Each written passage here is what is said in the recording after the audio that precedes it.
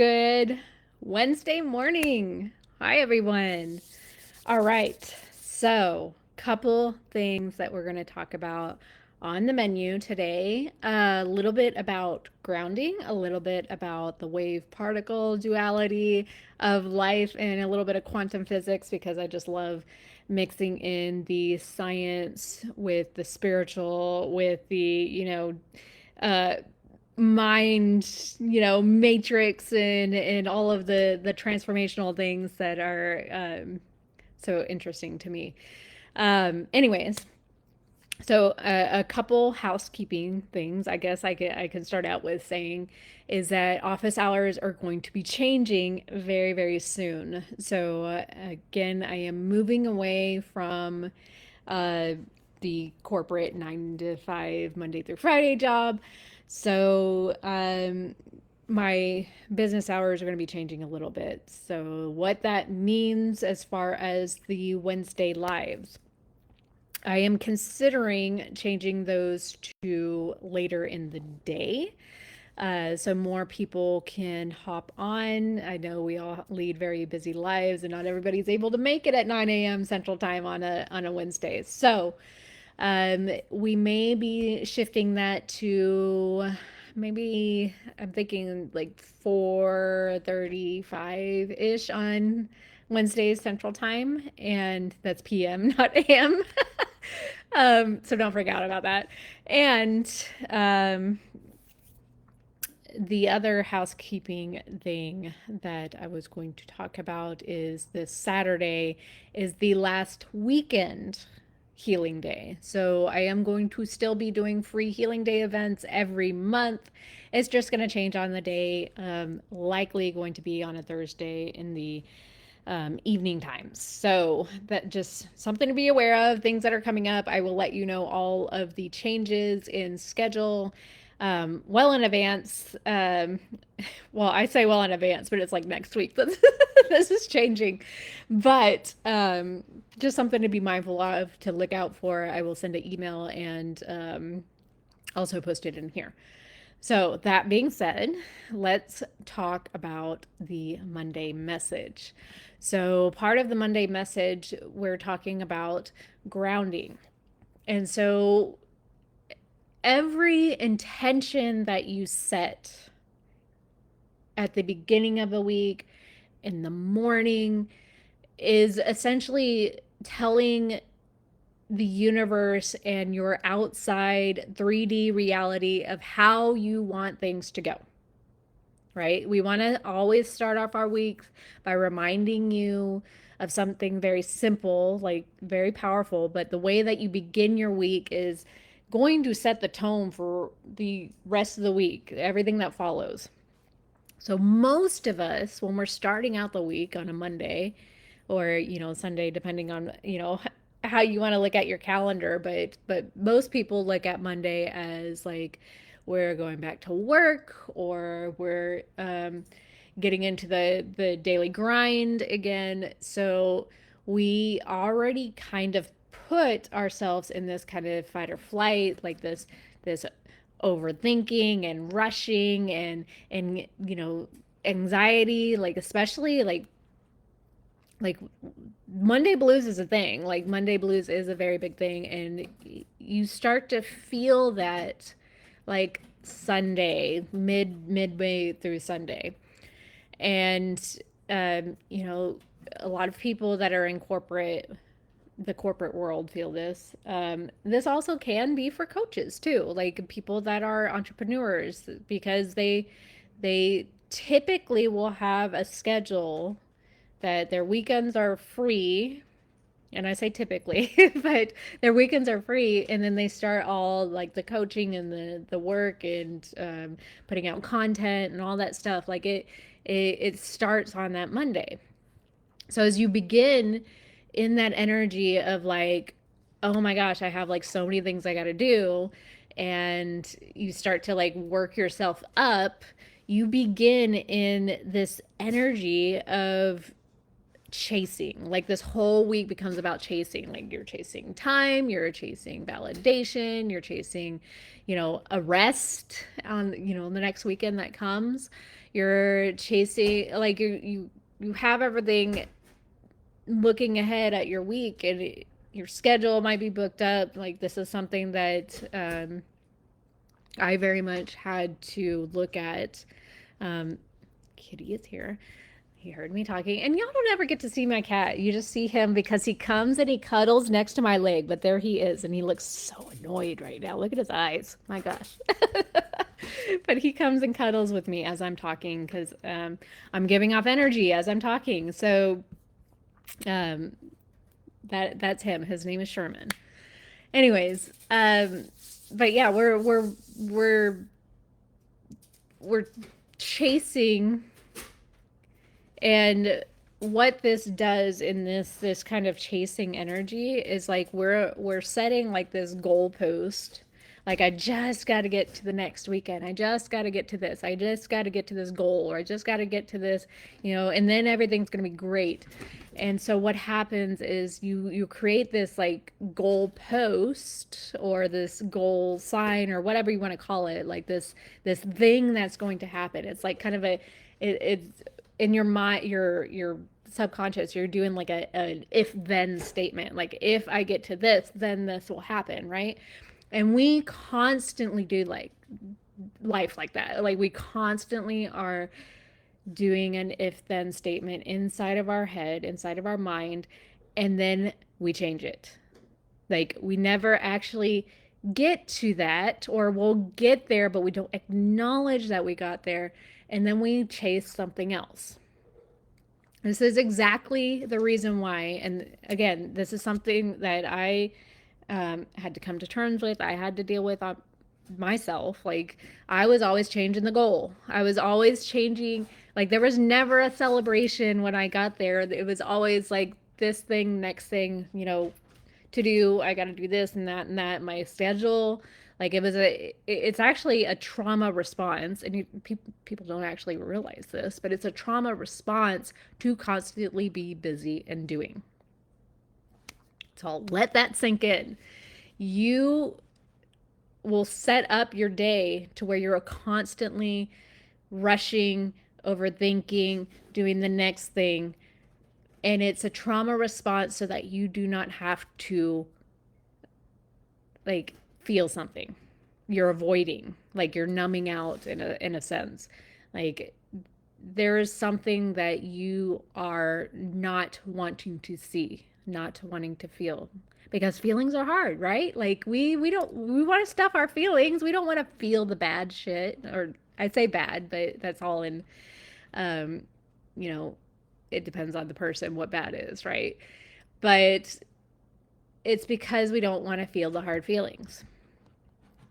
But the interesting thing about feeling hard feelings is when you have the capacity to actually feel them and process them and sit in them and just be okay with that. Like we're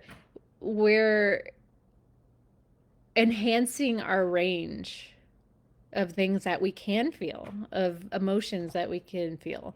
So this capacity to feel all the things is actually a really good thing, because we don't want to just feel the good feelings. But if we are so used to stuffing the bad feelings, or again, contextually, it can mean different things, good or bad for each person. But if we are so used to avoiding and stuffing and numbing out on the things that we consider bad, we are essentially going to do the same with the feel good feelings, right? Does anybody really notice that? Like, I'm so used to numbing out when I feel sad, or avoiding when I'm angry, or just like shutting down, that when I'm experiencing these moments that should be, happy and exciting, I'm just kind of there, like not really experiencing it, not really feeling it. So the more that you can increase your capacity for the things that are on the lower end of the spectrum, the lower vibrational, and actually be able to hold that, the more you're going to actually experience life as well in the higher frequency. Does that make sense? Like we want that range. We want to be able to hold that capacity on both ends. So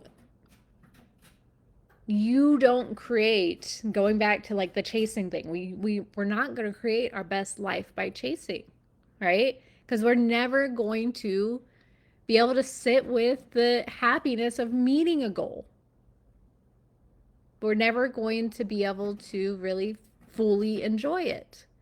This is why keeping up with the Joneses and like I built my life on all the things I should be doing. I went to college, I got the degree, I went to this healthcare job that was like considered respectable, and worked my way up in the company and had the nice house. I had the kids and the husband and the you know dog and the cat and now a bunny, but I did all the things that I thought I was supposed to do. But this is where people really start to they strive for all the things, and once they finally get the things, they're like, well, I'm still not happy, right?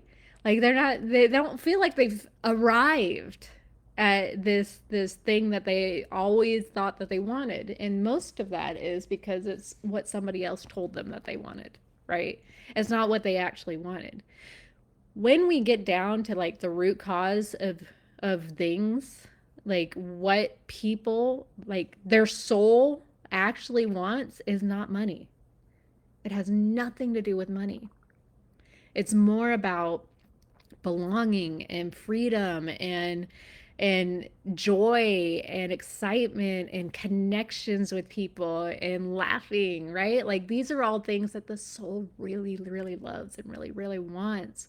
But we don't realize that because we're so ingrained with this programming that we have to, do, and, again, with like the very masculine energies, like accomplish, achieve. Like we're not, that's not how our soul's built. That's not the actual things that we want. When it comes to money, yes, consciously we want money. We want to um, be celebrated for our gifts, or compensated for our uniqueness and our light. But it's it's not actually the physical money, because money, what is it? It's just a thing. It's a paper, and it has nothing to do with you as a person. Like it's not going to bring you more wholeness. It's not going to give you validation.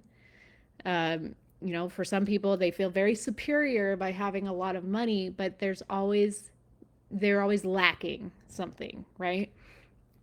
So what the soul is actually after, or what we're subconsciously really after when it comes to money, is actually what we get when we have the money. Like the feeling that we get when we have the money. When we actually have enough or more than enough, we feel very safe and secure.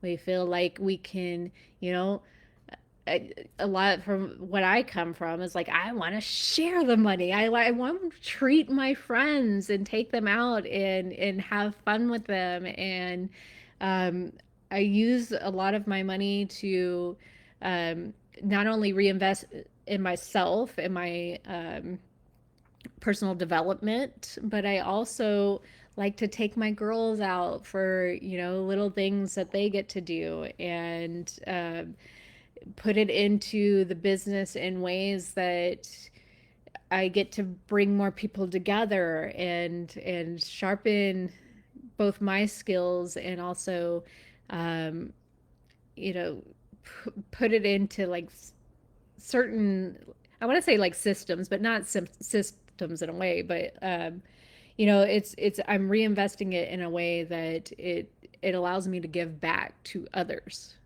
because it's not just about me, but I like part of my thing is money is an energy that deserves to be shared. So, um, you want to create your weeks, getting back to setting up your weeks and your days, you want to anchor things in.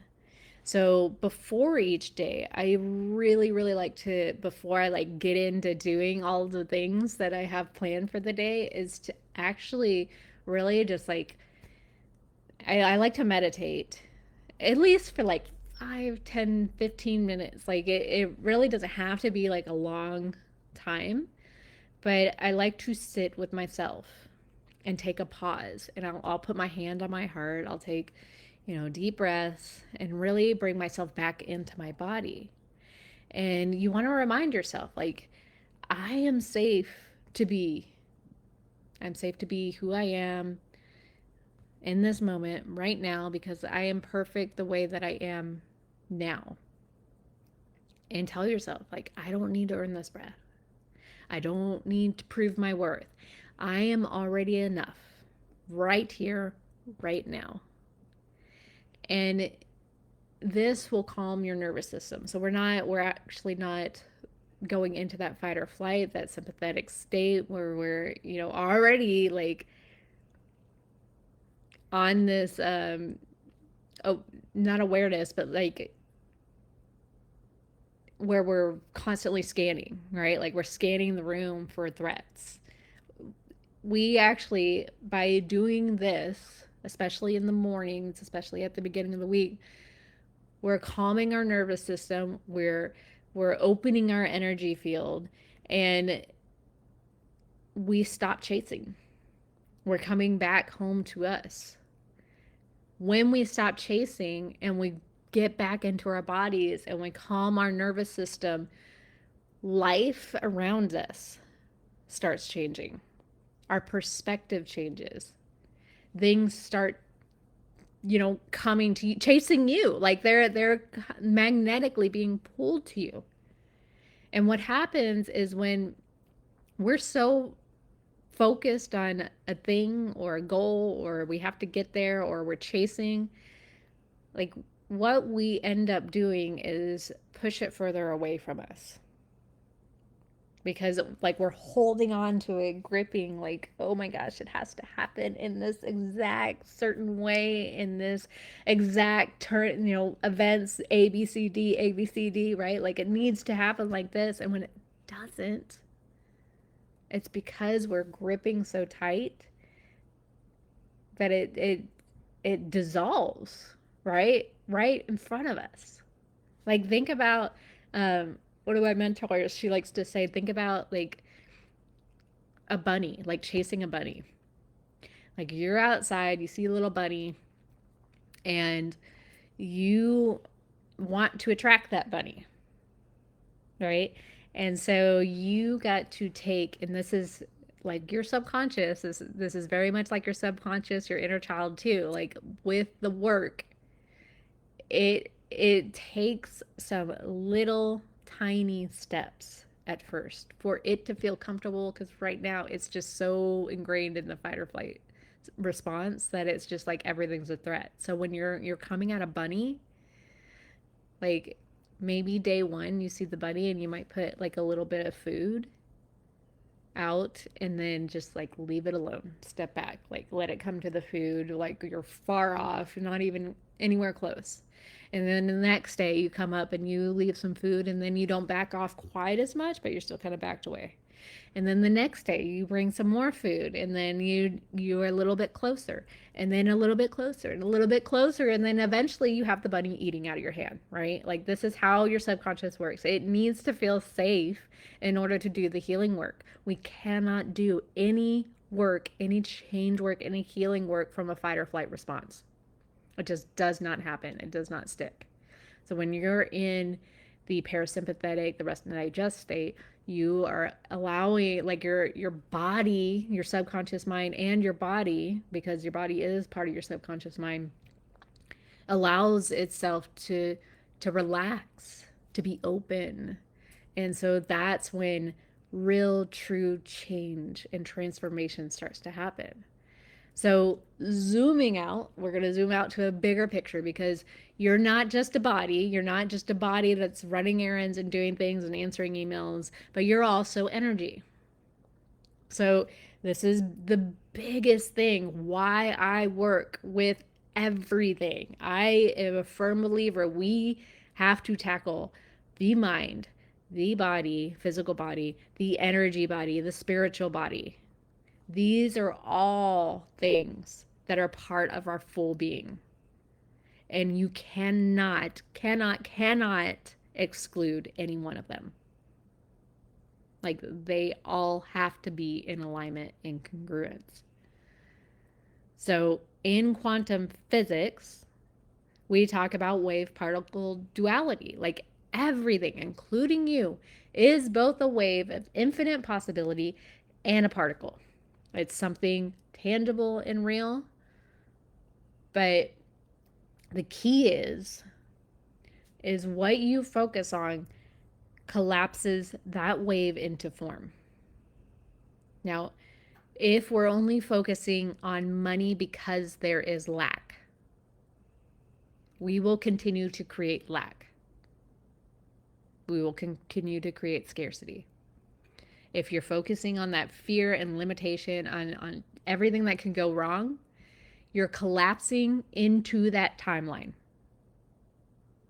And now this is not to scare you because the really, really great thing about subconscious work is you can change it at any time. So part of the conscious mind change work that I like to teach is changing the perspective. We just got to change the perspective. So yes, I'm working in the subconscious mind, but our conscious mind also needs to know what we're doing when we're working in the subconscious mind. It has to understand it. It has to know what's been released and why. And when it doesn't know that kind of thing, it'll reinstall the program.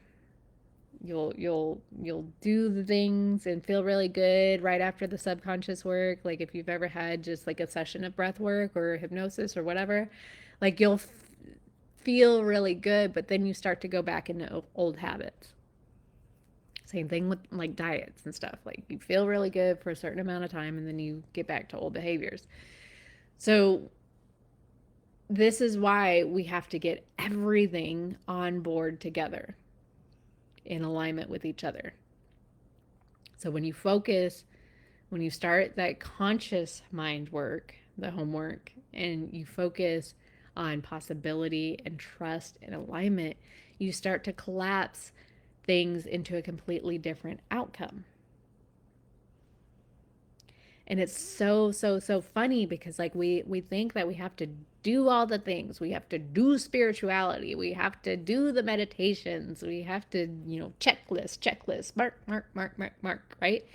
And we it actually creates it's creating things on a to-do list, but also like on a timeline of doing, a timeline of lack. And what's really interesting is when you start to just let go of that outcome, you just trust, you you just surrender, that's when things start to happen. And it's so funny because it happens to every single person that I've worked with. It's happened to me. It's just letting go of that tight grip. And our subconscious would love to tell us that you're just going to be lazy and you're going to lose everything and all that stuff you worked for, like, but that it's a different energy behind it. It's not just that I'm giving up and letting go and I'm just going to sit on the couch and not do anything. It's different. It's I'm trusting that the energy that I'm putting into this is actually going to come off in a way that people resonate with. And there's a different energy behind that. People pick up on that. And they also pick up when you're like, you're riding on everything. Like this one call, like, I have to sail this, otherwise I'm going to drown. They can pick up on that energy too. So when you let go, when you surrender and you focus in a way that is energetically aligned, you step into your creative power. And so then you are collapsing the wave into physical reality. So ask yourself, like, this is a great practice every morning. What timeline do I want to collapse into today? What energy do I want to come into today with? Do I want to collapse into stress, scarcity, survival, or do I want to collapse into peace and alignment and possibility? So anchor yourself. Again, get into your body, take some slow, deep breaths. You can do one of my favorites is 4-7-8 breathing. It's like like you can think of a triangle, like you inhale for like a very odd triangle, I should say, but inhale for 4, hold for 7, and then exhale for 8. And that will bring you back your sympathetic, or your bring you back into parasympathetic state, rest and digest. It'll bring you back into your body. And then with your hand on your heart, just taking another deep breath in and choose your focus. You can speak it out loud. Like, this week I collapse into joy, into freedom, into peace, into excitement, into alignment.